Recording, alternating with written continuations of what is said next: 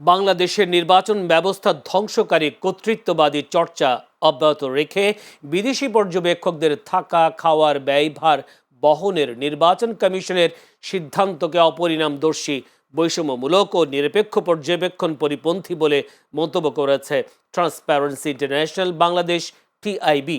আজ এক সংবাদ বিবৃতিতে টিআইবির নির্বাহী পরিচালক ডক্টর ইফতেখারুজ্জামান এ কথা বলেন। তিনি বলেন, বিদেশি পর্যবেক্ষকদের সরব উপস্থিতি জাতীয় ও আন্তর্জাতিক পরিমণ্ডলে নির্বাচনের গ্রহণযোগ্যতা বৃদ্ধির ঠুনকো যুক্তিতে বিদেশি পর্যবেক্ষকদের থাকা খাওয়ার খরচ বহনের নির্বাচন কমিশনের অপরিণামদর্শী সিদ্ধান্ত হিতে বিপরীত হতে বাধ্য।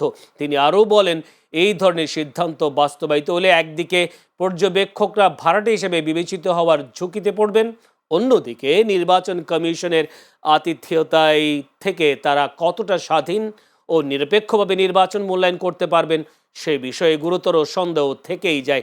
তাই এই ধরনের সিদ্ধান্ত বাতিলের আহ্বান জানায় টিআইবি।